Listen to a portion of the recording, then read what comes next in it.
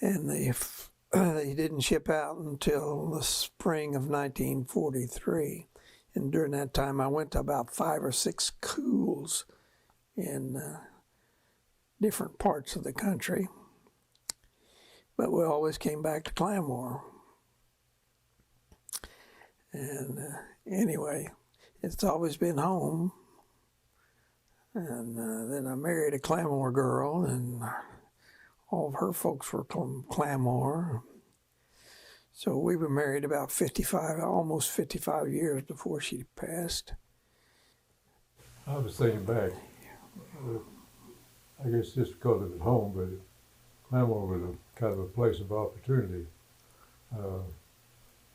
When we first were, my brother and I were first able to get out and move around any. Our first entrance into the business world, we sold, during the summer, we sold, some way had vegetables we sold from door to door. And then we sold, there was a newspaper in existence at that time called The Grit. And we sold The Grit from time to time. And we also sold magazines. And as time progressed, I worked at Benson Drug. I think that was $2 a week. And at some point I went to work at the funeral home, Bob Thornhill. And I think that was $7 a week. But the excitement there was, and I guess this was during my senior year, I got to drive the ambulance and blow the siren and run the red lights, you know. After that, it turned in. Don and I both worked for the railroad, among other local guys. During the tail end of the war, there wasn't any qualified personnel available. Well, we were qualified. Well, they took us and trained us. But neither one of us became efficient telegraphers. So we took train orders by telephone, and we'd run out and stick a written train order in those hoops and on poles.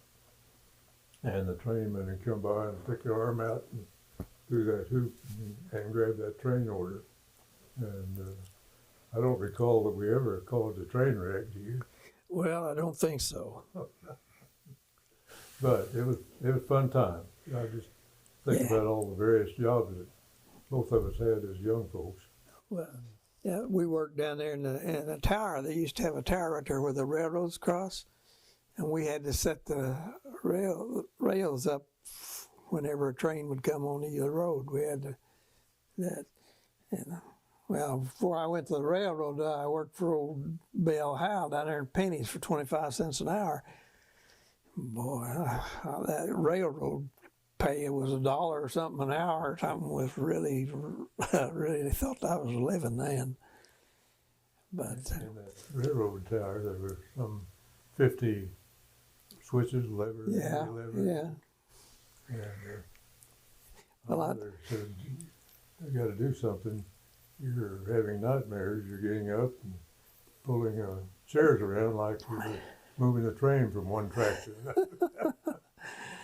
Well, I tell you, they didn't know what they were doing when they were leaving it. Letting us do it, did they? No. And then, we had gasoline rationing too. And I had my mother's car, we had an A sticker, and what was it, 4 gallons a week or 4 gallons a month or something like that. Anyway, it wasn't very much. We didn't drive very much, but it was enough to go to the basketball games and football games. And then I was in the band, and we didn't have buses, so the parents took us wherever we had to go.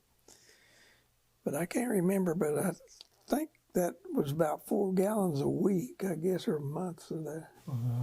I think it was about a week, yeah.